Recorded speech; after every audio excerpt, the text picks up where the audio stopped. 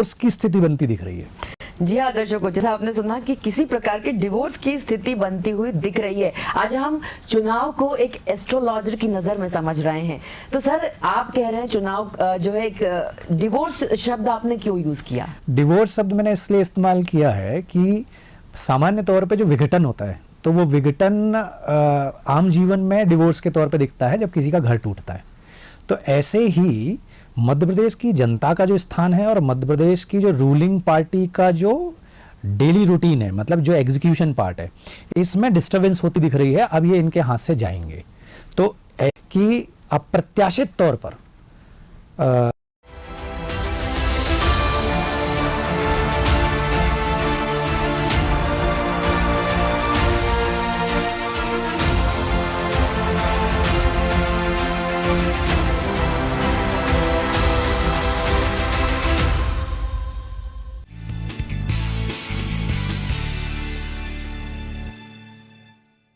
नमस्कार दर्शकों, हमारे खास कार्यक्रम शख्सियत में आपका हार्दिक स्वागत है। दर्शकों, आज के इस कार्यक्रम में हम मध्य प्रदेश के आने वाले विधानसभा चुनाव के भविष्य के बारे में बात करेंगे। जी हाँ, निश्चित रूप से मध्य प्रदेश के लोग बहुत ही उत्सुक है अपनी नई सरकार चुनने के लिए। और जैसे कि दर्शकों, हम आपको बताना चाहेंगे कि आज ही के दिन मध्य प्रदेश में चुनाव की आचार संहिता लग चुकी है। जी हाँ, आज प्रेस कॉन्फ्रेंस हुई दिल्ली में और उसमें आज चुनाव की आचार संहिता लगने के साथ ही चुनावी आगाज कर दिया गया, चुनावी शंखनाद कर दिया गया। जी हाँ, मध्य प्रदेश का क्या भविष्य होगा, मध्य प्रदेश में चुनाव किस दिन होंगे, ये भी हम आपको बता दें। 17 नवंबर की डेट फिक्स की गई है। 17 नवंबर को मध्य प्रदेश के लोग अपनी नई सरकार चुनने के लिए मतदान करने पोलिंग स्टेशन पे जाएंगे। तो 17 नवंबर एक ऐसा अंक जो मध्य प्रदेश का भविष्य बदलने वाला है। तो आज हम इस कार्यक्रम में बात करेंगे, मध्य प्रदेश के भविष्य को एक एस्ट्रोलॉजर की नज़र में देखेंगे। तो आज के इस कार्यक्रम में हमने अपने स्टूडियो में इंदौर से आमंत्रित किया है बहुत ही प्रसिद्ध एस्ट्रोलॉजर आचार्य शेखर जी को। सर, आपका बहुत बहुत स्वागत है हमारे कार्यक्रम में। धन्यवाद। दर्शकों, आज हम हमारे आचार्य जी से ये पूछना चाहेंगे कि मध्य प्रदेश का जो भविष्य है, अगर हम अंकों की बात करें तो क्या कहता है आपका ग्रहों का चक्र, कौन किसका पलड़ा भारी रहेगा? बहुत बढ़िया प्रश्न है और जनता इसको लेके बड़ी जिज्ञासु भी है। अभी जो हालात बन रहे हैं, आज चूंकि जैसा आपने बताया 17 नवंबर की डेट आ चुकी है। 17 नवंबर को जो गोचर है, गोचर का मतलब है कि उस समय ग्रहों की क्या स्थिति है।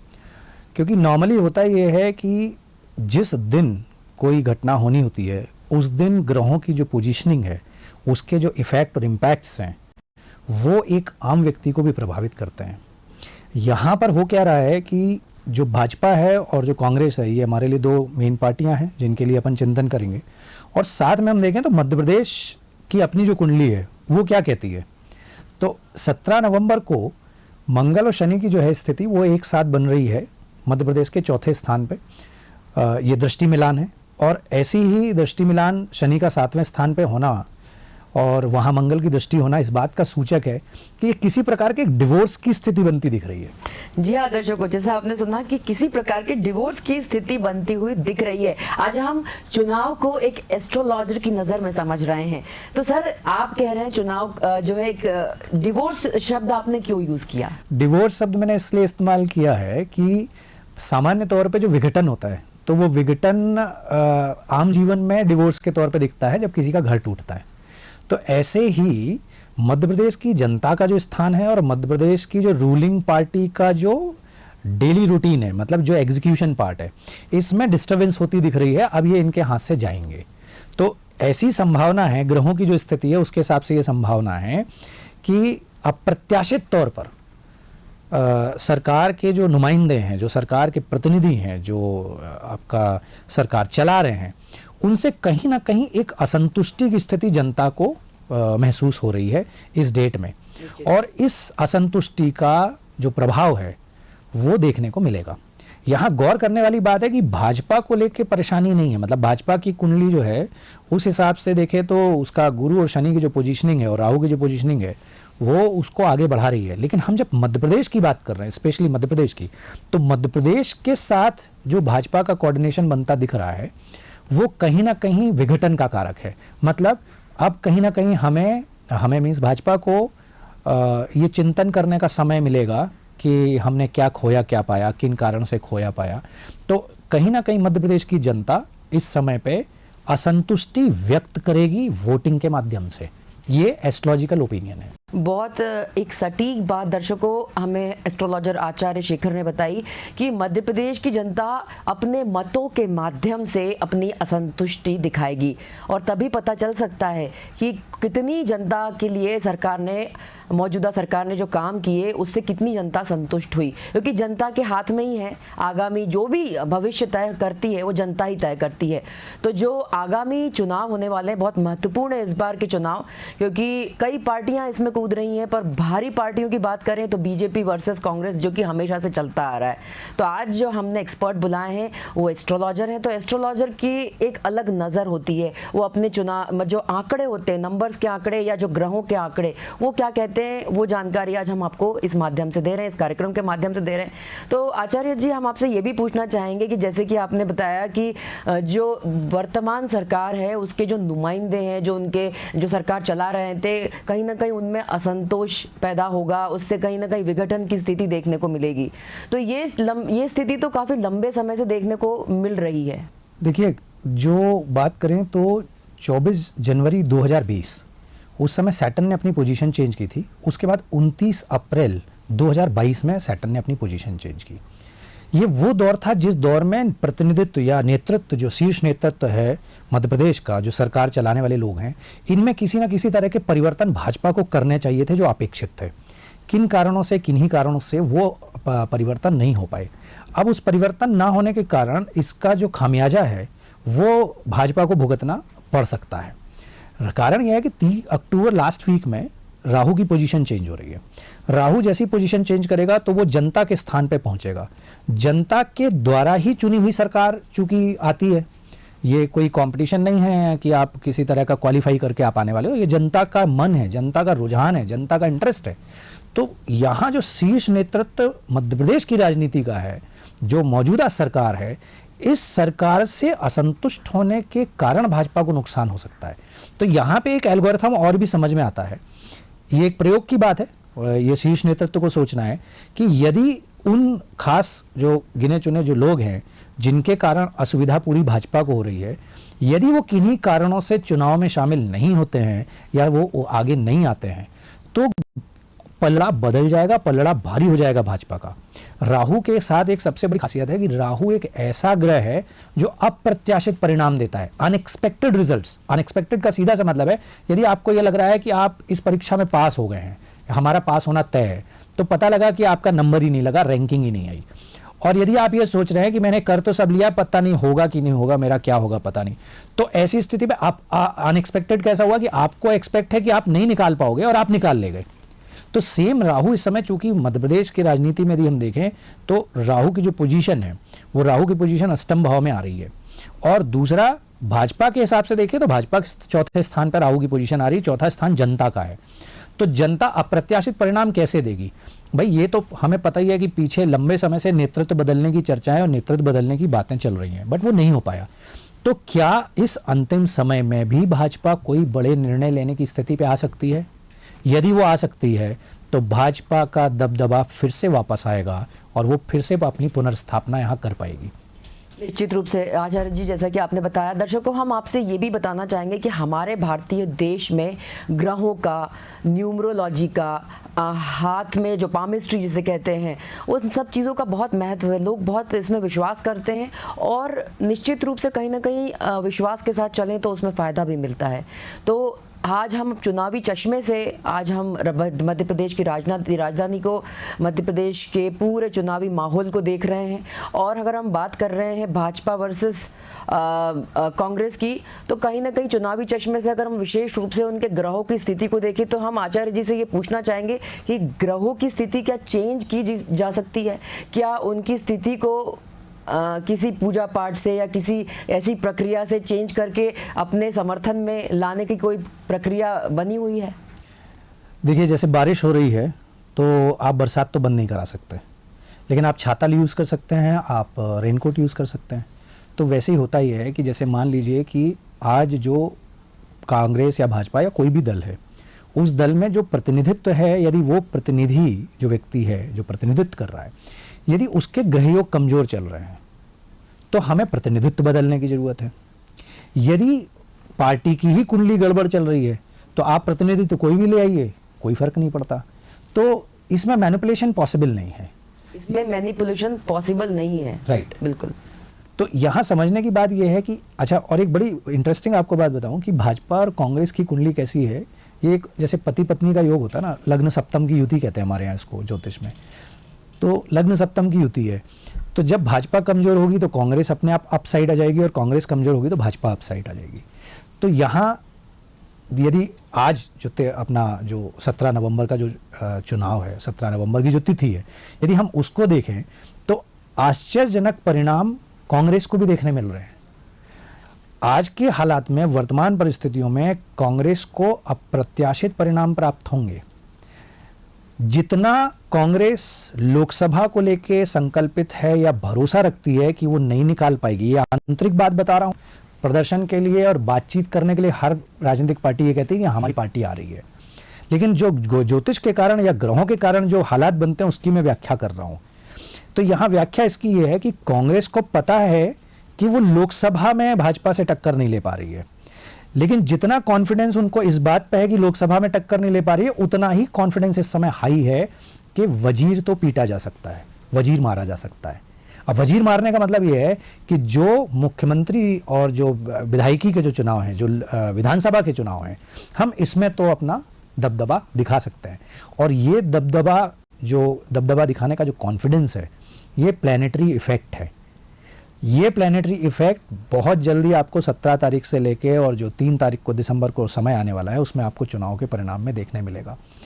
इस बार यदि जैसा अभी आपने कहा कि किसी तरह का कोई परिवर्तन किया जा सकता है, तो मैंने वो परिवर्तन पहले ही बताया कि यदि नेतृत्व में परिवर्तन कर दिया जाए, जनता को एक मैसेज चला जाए कि हाँ, अब नेतृत्व बदल रहा है या नेतृत्व बदला जाएगा, ये किसी भी तरीके से हो, प्रत्यक्ष तौर पे, परोक्ष तौर पे, लेकिन जनता तक यदि ये सूचना चली जाती है कि नेतृत्व में बदलाव आने वाला है, तो उस बदलने वाले जो नेतृत्व है उसके प्रति जनता फिर से अपना समर्थन दे सकती है भाजपा को।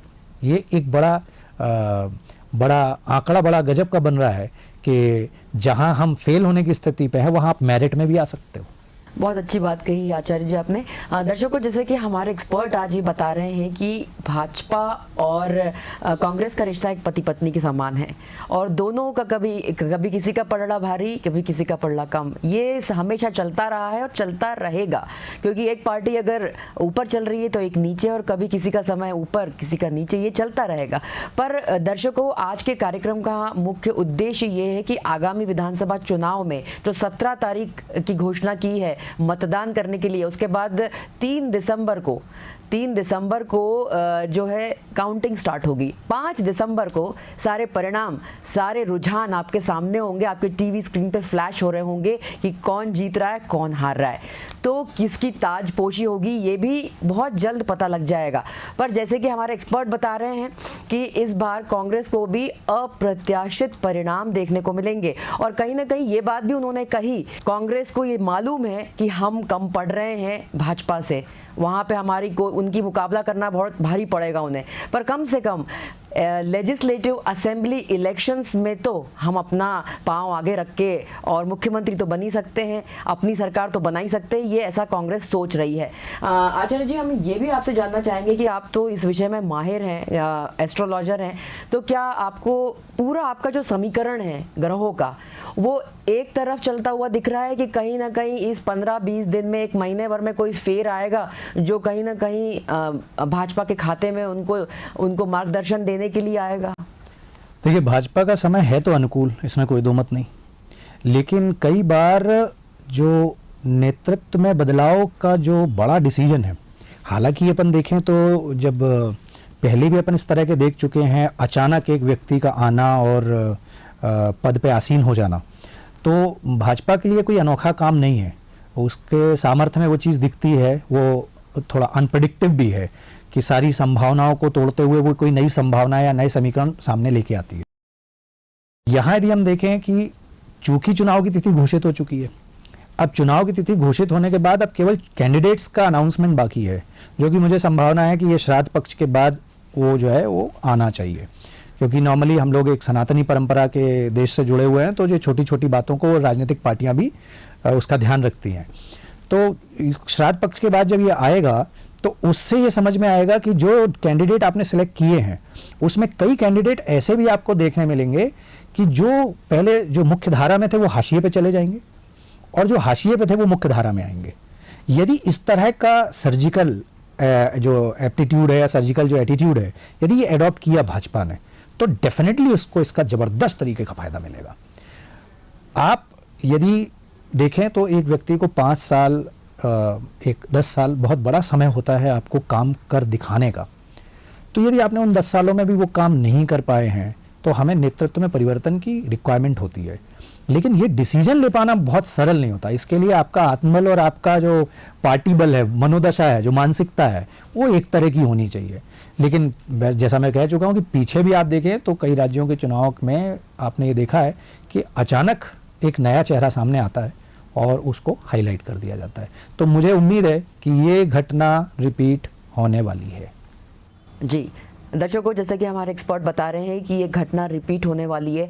और दर्शकों, आज हम मतलब बात कर रहे हैं कि मध्य प्रदेश की जो इतनी सालों से जो एक एंटी इनकम्बेंसी मध्य प्रदेश को देखने को मिली है, उसमें क्या फेरबदल होगा। और दर्शकों, आप भी उत्सुक हैं कि भाजपा ने तो अपने इतने सारे प्रत्याशियों की लिस्ट सामने ला दी है, पर अभी तक कांग्रेस ने अपना एक भी प्रत्याशी घोषित नहीं किया है। क्यों घोषित नहीं किया है, ये उनकी अपनी एक सोच है, अपनी उनकी जो समितियां हैं वो क्या निर्णय लेती हैं, कब प्रत्याशी घोषित करती हैं, वो बताएंगे। पर हम आपको इस कार्यक्रम के माध्यम से ये बताना चाहते हैं कि जैसे कि एस्ट्रोलॉजर बता रहे हैं कि श्राद्ध पक्ष में भी कई काम रोक दिए जाते हैं। ऐसा कांग्रेस का भी मानना है कि अभी श्राद्ध पक्ष खत्म हो जाएंगे तो वो अपने प्रत्याशियों की लिस्ट सामने लाएंगे, नवरात्रि में लाएंगे। और दर्शकों, खास बात तो इस चुनाव की ये है कि इस पूरे चुनाव में वर्ल्ड कप भी बीच में आ रहा है। 19 को वर्ल्ड कप फाइनल है, वो भी बीच में है, उसके भी एक अपने अलग ग्रह हैं। उसके बाद 6 दिन बाद जहाँ के एक अलग राज्य में चुनाव है, उसके थोड़े दिन बाद दिवाली है। बहुत सारे समीकरण, बहुत सारे नक्षत्र, ग्रहों का खेल देखने को इस बार मिलने वाला है। तो अगर हम बात करें कि सर, अगर हम बात करें इस माहौल की, तो बात कर ही रहे हैं कि भाई चुनाव कैसे होंगे, किसका पलड़ा भारी होगा, कौन जीतेगा। पर हम बात करें, वर्ल्ड कप आ रहा है, दिवाली आ रही है, अभी तक चुनाव के प्रत्याशियों की लिस्ट कांग्रेस ने जारी नहीं की है, तो क्या उसके पीछे भी ग्रह है, उसके पीछे भी एस्ट्रोलॉजी है? देखिए क्या होता है कि जैसे आप आग के पास बैठोगे तो आपको गर्मी महसूस होगी, आप बर्फ के पास बैठोगे तो आपको ठंडक महसूस होगी। ठीक इसी तरह प्लैनेट्स काम करते हैं। आज की यदि अपन कांग्रेस की कुंडली की बात करें तो कांग्रेस की कुंडली में उस समय पे दशम का राहु ये प्रभाव देने लगा है। राहु का मतलब होता है किम कर्तव्य विमूढ़, मैं क्या करूं और क्या ना करूं। तो ऐसा नहीं है कि वो कोई बहुत तगड़ी स्ट्रांग प्रिपरेशन करके बैठे हैं। एक्चुअली वो उहापोह की स्थिति में है, डिलेमा में है कि हम किसको उतारें और किसको ना उतारें। अब ऐसी स्थिति में ही इनकी चुनाव की लिस्ट का लेट हो रहा है, बाकी और कोई रिक्वायरमेंट नहीं। वैसे यदि आप गौर करिए तो पिछले 5 साल से आप वेटिंग में तो हो, तो आपके पास तो संपूर्ण समय था, भरपूर समय था लिस्ट निकालने के लिए। जो पदासीन या जो सत्ता में जो पार्टी होती है उसके लिए समीकरण बैठाना बहुत कठिन होता है, क्योंकि उसमें कई ऐसे लोगों को भी आप टिकट देने से पहले सोचते हैं कि इनके विरोध में कितने लोग हैं, पक्ष में कितने लोग हैं, बहुत सारी चीजें सोचना पड़ती हैं। लेकिन आप कांग्रेस को देखिए तो कांग्रेस असल में डिसाइड नहीं कर पा रही। मैं बात कर रहा हूं, अगेन मैं यहां बता दूं आपको कि अपन बात कर रहे हैं एस्ट्रोलॉजिकल और प्लैनेटरी पोजिशन के बेस पे। चूंकि राहु का दशम स्थान में बैठना कांग्रेस की कुंडली में, दशम स्थान राज्य का कारक है, डिसीजन का कारक है, आत्मबल का कारक है। कहीं ना कहीं वो आत्मबल या डिसीजन लेने की जो सामर्थ्य है वो अभी दिखती नहीं है, दिख नहीं रही, और इसका कहीं ना कहीं रीजन शीर्ष नेतृत्व को जाता है। अब यहाँ आज आप बात करिए कि कमलनाथ जी इसको हैंडल कर रहे हैं, कमलनाथ जी पूरा जो है इसका शोमैनशिप इनके पास है मध्य प्रदेश की राजनीति का या चुनाव का। लेकिन अल्टीमेटली शीर्ष नेतृत्व जो राष्ट्रीय स्तर पर बैठा है उसका भी अपना एक योगदान है, उसका भी अपना एक दखल है। तो हो सकता है कि राहु के कारण दोनों का मेल बैठ नहीं पा रहा है, और वो बहुत जल्दी, क्योंकि ये समय मिल गया है इनको, क्योंकि प्राय तौर पे मैंने बताया आपको कि श्राद्ध पक्ष के तौर पे के समय पे लोग नहीं करते, तो मुझे उम्मीद है कि ये भी नहीं कर रहे हैं, यही कारण है। और डिसीजन अभी हो नहीं पा रहा है, जो डिसीजन आपको आने वाले 5-7 दिन के अंदर दिख जाएगा। जैसे कि हमारे एक्सपर्ट बता रहे हैं, दर्शकों हम हमारे एक्सपर्ट से ये भी जानना चाहेंगे सर, अगर हम श्राद्ध पक्ष की बात कर रहे हैं और आपने जैसे कहा कि पिछले 5 सालों से तो इनके पास काफ़ी समय था अपने लिस्ट और अपने प्रत्याशी, पर जैसे कि अभी भाजपा ने अपने मंत्रियों को उतारा हुआ है, केंद्रीय मंत्रियों को उतारा है चुनाव लड़ने के लिए, तो उसके बाद से सोच और असमंजस की स्थिति कांग्रेस में पैदा हुई है। उसके बाद से होल्ड पे है कि किसको उतारें किसको नहीं उतारें। पर सीधी सी बात है कि 17 नवंबर हम फिर आपके पास 17 नवंबर को लेके आ रहे हैं। सर ये बताइए कि 17 नवंबर की डेट के पीछे क्या वाकई जो चुनाव आयोग ने 17 नवंबर चूज करी है, ये चयन किया है इस डेट का, इसके पीछे भी कोई ग्रह का आंकड़ा है या कोई नक्षत्र है या ऐसा कुछ आपका जो एस्ट्रोलॉजी कहती है कि उसकी वाकई ये डेट बड़ी मतलब सोच विचार के चुनिंदा लोगों के बीच बैठ के निकाली गई है? मैं निश्चित तौर पे मानता हूँ कि पुराने समय में जैसे जो राजा हुआ करते थे उनके पास 9 रत्न हुआ करते थे, अलग अलग तरह के विद्वान हुआ करते थे। उन विद्वानों से सलाह लेने के बाद जो आपका फिजिकल वर्ल्ड है, जो आपका स्पिरिचुअल वर्ल्ड है, सारे वर्ल्ड का सपोर्ट लेके आप काम करते हो। तो मैं ये तो मानने तैयार नहीं हूँ कि इस तरह का कोई मानसिकता या सोच नहीं होती होगी, निश्चित तौर पे होगी, सोचा समझा हुआ होगा। लेकिन अब विडंबना ये है कि जो हालात मध्य प्रदेश को लेके बन रहे हैं और जो प्लानिटरी पोजीशन है वो भाजपा के खिलाफ नहीं है। मैं यहाँ फिर से बता दूँ आपको, यहाँ कहीं ना कहीं नेतृत्व को लेकर प्रश्न उठ रहे हैं। तो अभी आपने एक सवाल किया, चर्चा में बताया आपने कि बड़े बड़े जो राष्ट्रीय स्तर के नेता उनको उतारा जा रहा है। यहाँ अब 2 चीज़ें होने वाली हैं जो बहुत विचारणीय हैं। बड़े नेता जो कि राष्ट्रीय स्तर पे पहुंच चुके हैं उनको विधानसभा में लाने का मतलब क्या है? तो यहाँ 2 चीज़ें हैं। कई बार सेक्रीफाइस कराना पड़ता है, बलिदान देने पड़ते हैं। तो मुझे ये बलिदान देते हुए से दिख रहे हैं कि आप यदि बहुत बड़े हो और वाकई आप प्रभावी हो तो निकाल के लाओ चुनाव, और यदि आप प्रभावी नहीं रह गए हो तो अब हारने के बाद हाशिए पे जाने के लिए तैयार रहिए। तो कहीं ना कहीं ये जो अपने जो कद्दावर लोग हैं उनको भी एक डिसिप्लिन में लाने का ये एक भाजपा के शीर्ष नेतृत्व का प्रयास है। निश्चित रूप से आपने जो जवाब दिया बहुत ही संतुष्ट हैं हम इसको सुन के, और दर्शकों आप भी होंगे। हम दर्शकों आज इस कार्यक्रम का मुख्य उद्देश्य यही है कि एस्ट्रोलॉजी क्या कहती है 17 नवंबर के बारे में, जिसमें कि मध्य प्रदेश का भविष्य तय होगा, कौन सत्ता में आएगा, ये देखने वाली बात होगी। सभी के मन में उत्सुकता है, भाजपा या कांग्रेस, बस। इसके अलावा जो भी पार्टियां हैं वो निश्चित रूप से 1-2 सीट्स तो सभी की तय है, पर भाजपा कांग्रेस का कोई तोड़ नहीं है। और हम बात कर रहे हैं केंद्रीय नेतृत्व की, तो जैसे कि केंद्रीय नेतृत्व में जिन बड़े केंद्रीय मंत्रियों को मैदान में उतारा है तो उनके लिए तो परीक्षा का समय है सर। ये बिल्कुल, ये बहुत बड़ी परीक्षा का समय है, क्योंकि कारण ये है, ये आपको अपने वजूद को फिर से पुनर्स्थापित करना होगा। वो कई बार आपने देखा ना, जब अपन सांप सीढ़ी खेलते हैं तो उसमें देखिए 99 पे एक सांप काटता है 99 पे, और वो जाके आपको 6-7 पे गिराता है। यदि आप बच गए तो आप विनर हो, और यदि आप नहीं बचे तो आपको नीचे 6-7 नंबर पे पहुंचना पड़ेगा। सेम हालात उन केंद्रीय मंत्रियों या जो केंद्रीय शीर्षत्व में जो बैठे हुए लोग हैं, ये उनके लिए एक बहुत तपस्या की और कठिन घड़ी है। ये सामान्य बात नहीं है कि उनको उस स्तर पे जाके लड़ना पड़ेगा पार्टी के कहने पे। दर्शकों, राजनीति एक विषय है जिसके लिए कोई एग्जाम नहीं है। हर 5 साल में उन्हें ये परीक्षा, जो अग्नि परीक्षा है, उससे गुजरना पड़ता है, तभी एक राजनेता बन पाते हैं। ना इसमें कोई उम्र है ना कुछ। पर हाँ, आजकल हर 5 साल में जब चुनाव आते हैं, उस दिन जब सत्ता बनती है, सत्ता में जो भी पार्टी आती है, उस दिन ये सोचती है कि हमें अगले 5 साल के लिए फिर से पहले दिन से ही शुरुआत मेहनत तय करनी है। पहले दिन से ही अपनी पूरी प्रायोरिटीज़ पे पूरी जनता को अपने साथ रखना है, उनके लिए काम करना है। ये सारी चीज़ें पहले दिन से ही तय हो जाती है। सत्ता सुख पाने से ज़्यादा अब अगले जो चुनाव होंगे उसमें भी हमें बने रहना है, उसकी कवायद पहले दिन से ही शुरू हो जाती है। तो इस कार्यक्रम में जाते जाते आखिरी सवाल हम एक्सपर्ट से पूछते जाएंगे। सर, अब जो 2023 का जो चुनाव विधानसभा, उसके बाद अगले साल लोकसभा है, तो बस लोकसभा के लिए भी हम आपसे एक ये पूछेंगे कि भाजपा और कांग्रेस के लिए आपके नक्षत्र क्या कहते हैं? अक्टूबर 2023 से लेके जो राहु का परिवर्तन है, अगला परिवर्तन जो है वो अप्रैल 2024 है। अक्टूबर 2023 से लेके अप्रैल 2024 तक का जो समय है वो भाजपा के लिए आत्मचिंतन और मनन का समय होगा, आत्ममंथन का समय होगा, अपने डूज और डोंट्स डिसाइड करने का टाइम होगा। जैसे ही अप्रैल में शिफ्ट होगा, अप्रैल में जुपिटर की पोजीशन चेंज होगी, वैसे ही वो एक नई ताकत, नई सामर्थ्य के साथ जनता के बीच में फिर से आएगी। तो मेरा जो अनुमान है वो अनुमान ये है कि चूंकि वो जो भी रिजल्ट आएंगे या जो भी आपके चुनाव होंगे लोकसभा के, वो अप्रैल के बाद जाते दिख रहे हैं। तो अप्रैल के बाद नेतृत्व में किसी भी तरह के परिवर्तन की स्थिति नहीं दिखती। जबकि आज जब अपन यहाँ बैठे हैं तो यहाँ नेतृत्व में परिवर्तन की भी स्थिति दिखती है, और कुछ ऐसे हालात भी जन्म ले सकते हैं कि न हंसा जाए और न रोया जाए। बिल्कुल ठीक कहा आपने।